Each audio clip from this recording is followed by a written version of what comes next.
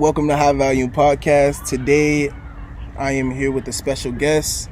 I am a boy named Courtney. This is Scuba. And you are? Toxic Rain.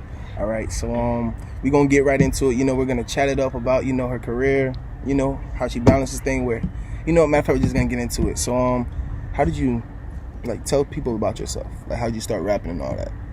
Okay, well, I started writing things, poems first, about 7 years ago. I used to always write poems, but I was a little bit afraid to release my work and stuff. So I didn't start actually performing music until my senior year of high school at the Black History show. That was the first time anybody ever saw me rap seriously. And yeah, and ever since then I just kept writing and releasing stuff, SoundCloud and all that stuff. So that's good.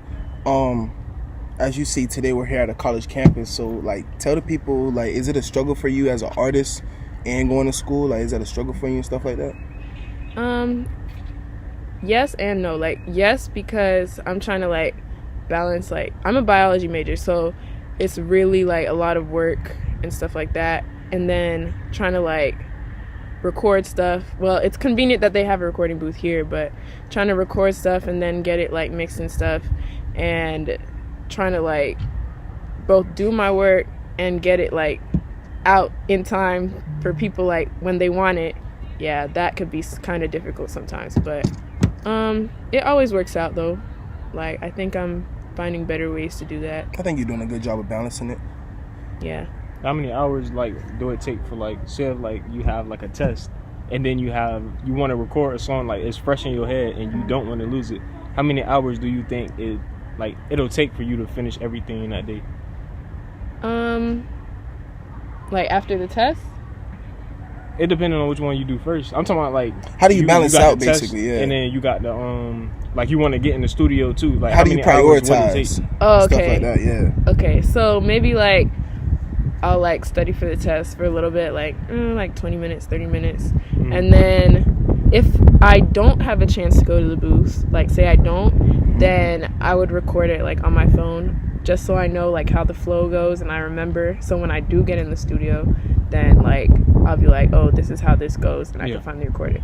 So yeah. So I have a question for you. As a female and a male, I'm not gonna, well, let's just be real about it, a male dominated sport, because rap is a sport. How do you deal with that, Yeah, it's actually funny that you say that, because a lot of people, when they meet me and they'll be oh, you rap, they immediately think of all the female rappers that the mainstream female rappers, mm-hmm. and they'll be oh, she probably raps about all this other stuff that doesn't really it's not real really and then they hear it and they're oh, you actually rap. I was yeah, I actually rap. It's not other mainstream female artists that are out today. Your content's a little bit different, right? I'm actually saying stuff something that you can take, metaphors. Yeah, right. When I first started listening, I first started listening and I didn't know what to expect, and I was all right, so let me see what this sounds like. And you actually rap. I don't meet too many girls that actually rap. Yeah, that's a big accomplishment. Nicki Minaj, she don't be talking about nothing. Girl, we're not supposed to what if she want to interview now? Now you done messed it up. And then she gonna be able to talk tell her or tell us. No, because you just disrespected her. She not gonna want to come on here. Fuck Nicki. I don't care what? about Nicki. Oh my God, Nicki Minaj. Earl don't have to be that. Come interview me. Let me interview you. You want Cardi? No, he want Cardi. I want Nicki, but I don't just want the interview. I just want the interview.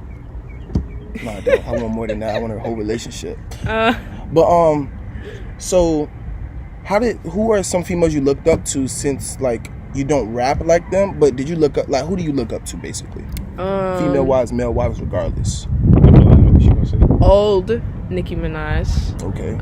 Definitely Childish Gambino. Old Childish Gambino, yeah. A little Kendrick. A little bit of J. Cole. I like Black a lot. I listen to a lot of Black, so him. So you gonna be singing a lot? I don't really sing. I don't think. A little bit. You were singing in Sugar. Yeah, I know. I don't really sing a lot because I don't know. I just don't think my singing skills are up to par. But I mean, J. Cole can't sing, and look at this. It sound good though. Like I don't say like you harmonize. I would say you harmonize instead of like singing. Yeah, that kind of sounds like me. Oh, and I can't forget about No Name. No Name's a dope female artist. No cap. Yes. No cap. I kind of hear a little bit of her when I listen to you, because like you know how she has songs where like she's just like spitting. You get what I'm saying? And then you have times like in what was it? I forgot. Is it called capping? I forgot. Capping. Yeah, where you're just rapping. You know what I'm saying? And I like it. I really do like it. And I feel like that's somebody. If I was to compare you to somebody, it'd be more like that. You get what I'm saying? Right. Which I don't know how you take that. As a compliment or not? No, it's a compliment. I like No Name. So okay. So who would you say like you would, if it was anybody like a rapper wise, who would you say that you're a mirror, like kind of sort of a mirror of? Probably No Name. Like probably No Name. For me, what I see Lauryn Hill. Really? Yeah. Like from listening to I just said it. Sugar? Yeah, Sugar. Oh my gosh. Like I was like, is this Lauryn Hill? Like G, Sugar, I fuck with that. I fuck with that track. Yeah. So tell the people about like where you're from and stuff like that, and how that kind of built and influenced who you are today, and like how you think as an artist, not even just an artist, just as a person. Okay, so I was born in Jamaica, but I came here when I was like really young, like I was like 3 or 4. Grew up in Broward. I lived in Jacksonville for a couple years, like 5-ish years, and then I went to middle school and high school in Broward. So you're a Broward baby. Yeah. But it's like I have a little bit of Dade too, because it's like I live like right by county line, so it's just like my like Dade and Broward, so it's like both. You get a blend of both worlds. You're right. not that you understand both sides. You know the culture a little bit of both sides. Right. Yeah. Right. Exactly. So, yeah, and it was like a big thing in like high school. Like a couple of people that I know, like quite a few people that I know, they rap also, and it's just like. But in high school, like, everybody was, like, they were rapping, but then they were like, oh, yeah, they were like, oh, people were just taking it like a joke and stuff. They were like, oh, they're just rapping to rap and stuff. But after you graduate and people still, like, they see you still doing it, they're like, oh, you were serious. Exactly. Yeah. And especially, like, when they drop the first mixtape, then they'll be like, oh, okay, you know. Yeah. But, Have you seen a lot of your high school peers that rapped, and those that, were listening to you back then? Do you see a lot of their support now? Definitely. Okay, that's Definitely. good. Yeah. How do you feel your career is like going right now at this point so far? Like, what are some things you want to work on? What are some things you feel like you're lacking? You get what I'm saying? Like, yeah. Okay. Well, definitely like resource-wise, I feel like I have like a lot right now, but just because like the whole college situation, I feel like right now I'm kind of limited. So it's like when I have like more time, more resources, I could be like going to studios, I could be doing performances, like that definitely will benefit me in the future. That's something different that I really want to work on. Another thing, probably working with more people. Definitely. A couple of my friends that rap definitely got some stuff in the works. Who are some of them? Well, okay, one of my friends, his name was Mike, but his rapper name is like Kuwap, and yeah, he got some big things on the way. So yeah, definitely me and him got something in the works, because I was just talking to him earlier today. Definitely I noticed you guys interviewed Clutch. Definitely I want to work with him in the future. I don't even like him. I don't even like him. No, I'm just playing. That's the homie. Yeah. Yeah, because we went to the same high school, bro. Yeah, y'all both went to Nova, like you said. Yeah, definitely. Go Titans! Yeah, him. Yeah, some other people, like, there's 2 other people in high school. My friend Elijah. So you're a very giving artist. You're not one of those artists who are like, no, it's all about like I don't like, you can have some artists are, it's my song, I want to keep it to myself. You're very, if you can benefit and help, put your lyrics on the song or whatever, do it. But right. Where did you get that from? Like, that giving spirit, I guess. I don't know. I've always been like that. Like, but yeah, that's like, actually, I was talking about that earlier today with like one of my friends. Like the whole thing about, especially like features. Mm-hmm. That's like a huge like debate type thing, because that's a must for you to do features or no, or to have features or whatever. I think I'm like pro features. Yeah, okay. I think so, because like I don't see why. Because like some people, they're like, oh, I don't really do features, and then it's like, I think that like you doing features with other people, it's like bringing both of you guys up at the same time, because it's broadening like, your fan base. Exactly. It's giving I think it gives the opportunity to both artists. You get what I'm saying? To speak on the same platform at the same time, and then it's always fun to have that debate where you got out rapped by such and such, and it kind of pushes your pen to the test. No cap. Right. Which a lot of people don't have that penmanship. You get what I'm saying? So I think that's what it is. They scared of that. You get what I'm saying? Right. Exactly. So do you talk to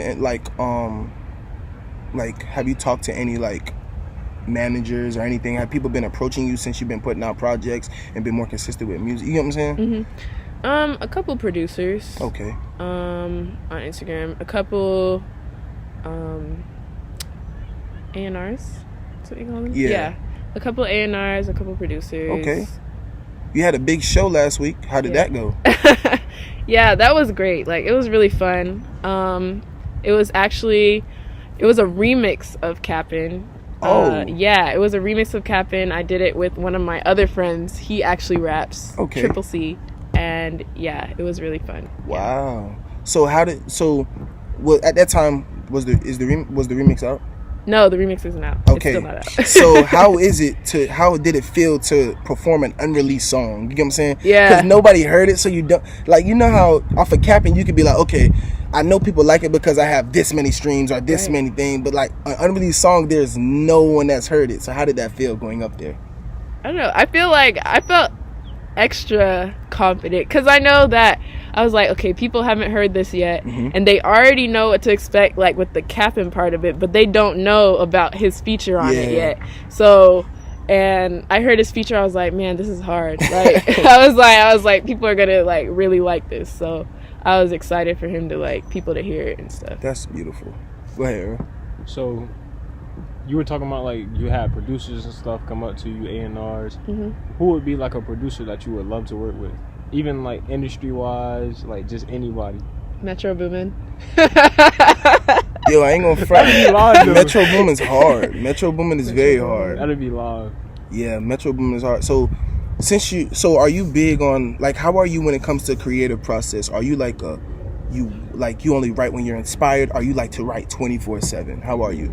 Honestly, it's funny. Like, I used to only write I used to only be able to write like at night, and like I would write at night. Like it was weird, like, but I would always be inspired like late night, like 1-2 in the morning type shit. So like I would always like write and stuff. And like recently, I never used to write like in my notes on my phone or anything. Like I used to always have to grab the nearest piece of paper, pencil, like very like old school type-ish. And then, but recently, like, I haven't been able to really get a pencil and a pen all the time. So, and I'm always have my phone on me. So I was like, okay, now I got to just notes in your phone. Right. I just start putting notes. Like something pops in my head and I hear something, like I just write it down, like in my notes. So so a lot of artists, they like to have a lot of unreleased tracks. Are you someone who's like, nah, I want to give everybody every song I've ever put, like ever, mastered, mixed, mastered, all that stuff? Are you one of them that's, no, it has to be perfect before I put it out? How are you about your writing process and dropping process? Well, it's actually changed, because when I first started, I never used to have that. Like, I would write a song, record it and stuff, and do whatever I needed to do to it, and then I would just put it out, and then I'd write, and then I'd put it out. Like, I would never have other songs actually, but now I have like a whole bunch of songs that I've just worked on and recorded, and then they're just sitting there because they need to be like mixed or something. And I feel like that's kind of better, because then you wouldn't I have things to choose from, and then I wouldn't have to like keep recording to put stuff out. So yeah, I feel like it's better to have like a lot more unreleased stuff, so you could just pick and choose. Yeah.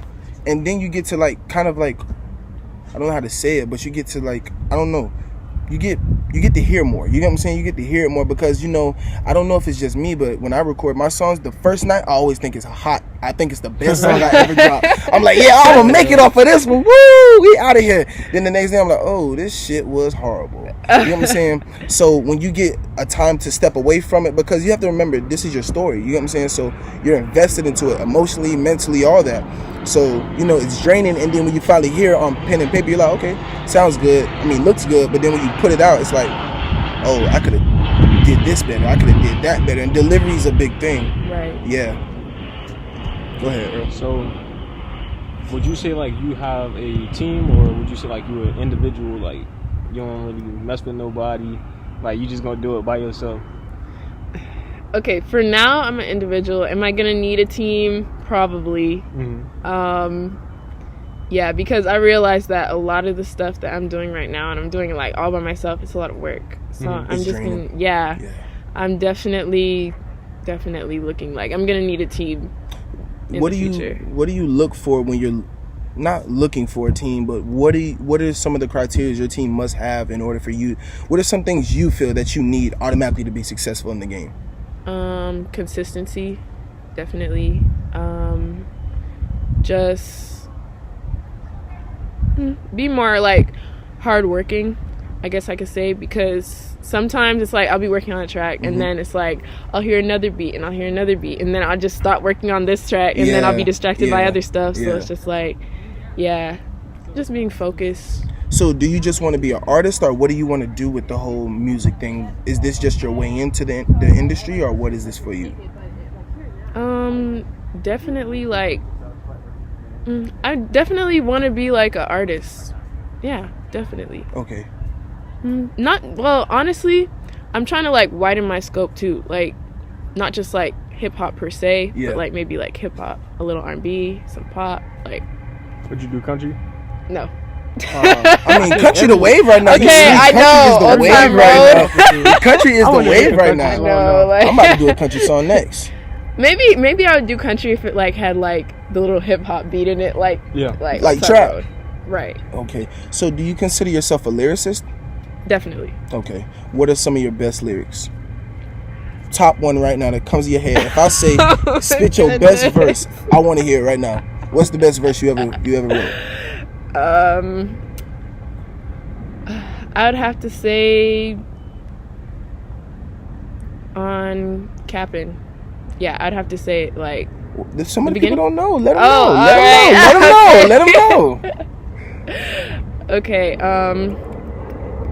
You dropped to come see me. Check your gas, look like it's on E, just taking it easy. You and your guys pulling up, green Grinches with jealousy. Better pray A for amen, but D for you dead to me. Sting like a bee, if you come for me, call me Ollie. People talking all they want, guess I'll go ahead and call you Polly. Kicking face up like they dollies, but no wrong being Barbie. Buy me a new Harley, just look at the flow, hotter than hot tamales.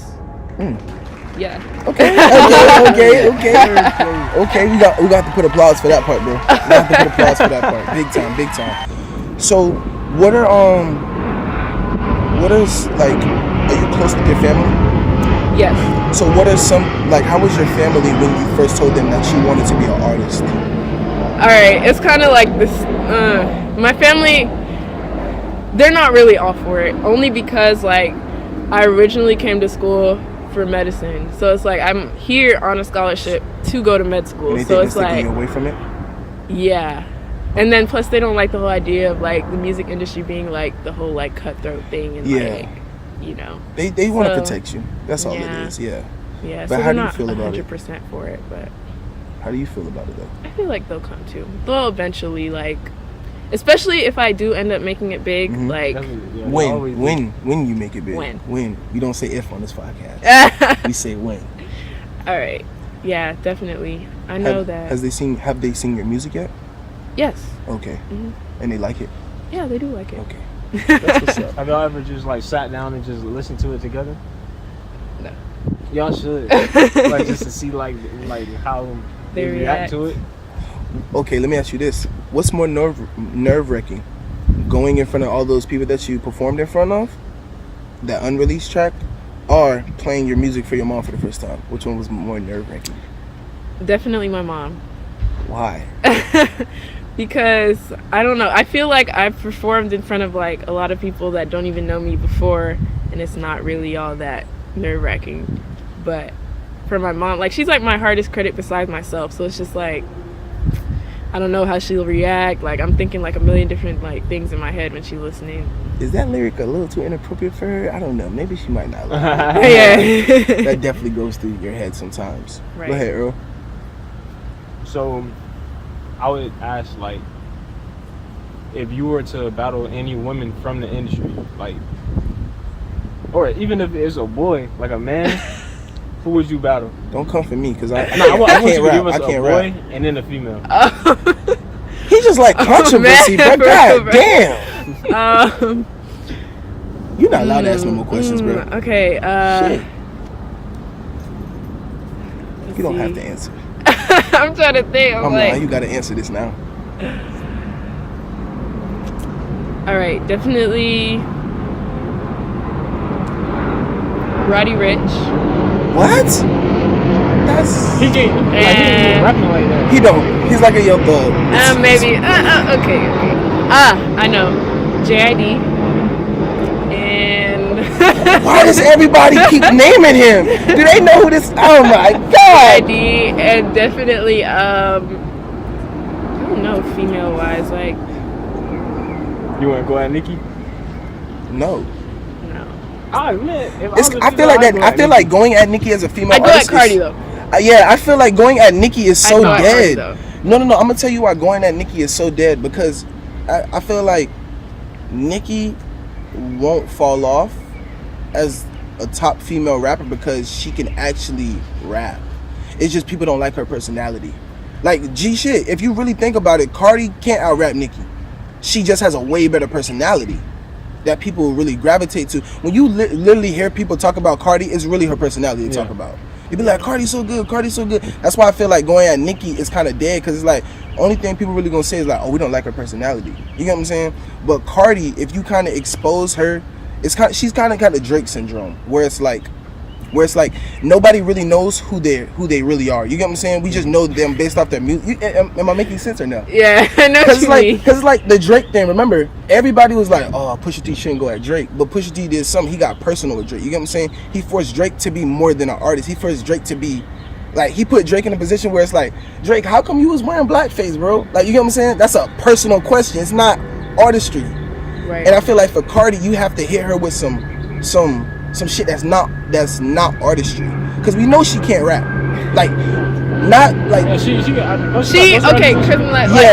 can make hits. Yeah, she can make hits, but she can't. She's not a lyrical rapper. You know what I'm saying? You're not going to Cardi for oh my like god, her Cardi's just a face. exactly. Cardi's just a face. She's just a face, exactly. And I feel like that's why people, if they were to go after somebody, it shouldn't be Cardi. But that's a smart way of making it. Like, Yeah, I do that. That's of course. course. And then I'm just like, Of course. I'm just living the life. Make your personality. That's why I always tell like artists, don't become an artist. You already have to be an artist. You get what I'm saying? Like, you have to come in. Excuse me, my fault. You have to come in the game literally yourself. Right. That's different enough already. Then at the same time, it's like nobody's gonna question who you are, because you already came out there, gave your who you personally were. You get what I'm saying? Mm-hmm. But if it's like Cole, Cole's a lyrical rapper, and his personality is boring, but his fans already know that. So it's like, if you diss him, what the fuck you gonna say about the nigga? You can't. Kendrick the same thing. They done told everything. Exactly. Right. So yeah, I'm sorry about that. It's fine. I do that sometimes. I would have thought Drake done told everything, but then Pusha just came and then just gave out just everything. No, like, Pusha really didn't win that battle. He didn't lie. He didn't win that battle. You think Pusha T won that battle? Drake didn't respond afterwards.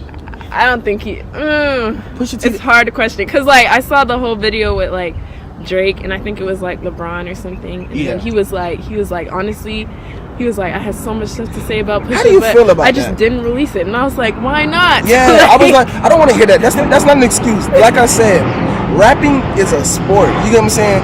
If you gonna say you better than me, my nigga, I don't give a fuck about my kid no more. Bitch, you dying on the scene. No, but he probably did that as like a business move. He probably knew if he would have responded, Pusha probably had something that Or he didn't. Or he didn't have nothing on Pusha. Or he didn't have nothing on Pusha. It could come down to that. He could have been captain.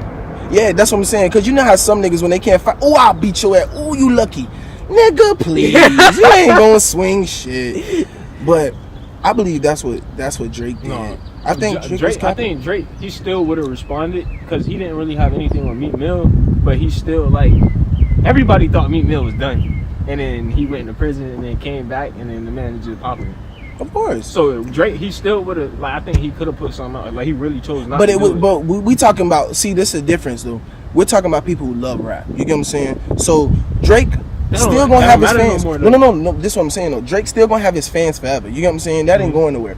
But when you talking about people of rap who love competition, you got to think like this. Like Drake, not murdered, but his pen was dope on Duppy Freestyle. You get what I'm saying? But then Pusha T just gave information. That's why I say Drake won. Because lyrically, what did Push really say? You hide in the sun. That was about it. If he didn't say that, everybody be like, nigga, what? People that like controversy gonna think. That's what I'm saying. Yeah. And the world loves the world runs off controversy. That's why they think Push won. You get what I'm saying? Because think about this. Push talked about his mom. Push don't know shit about Drake's mom until Drake started talking about his mom in his music. Mm-hmm. Push don't know shit about Drake's dad personal life until Drake started talking about that. You get what I'm saying? The only thing he really had was the kid, and that's because, niggas. It's fine. He messing with these thoughts. Pillow talking. Exactly, they pillow talking. That's the only reason why Drake won, because Drake didn't move. His niggas didn't move militant around him.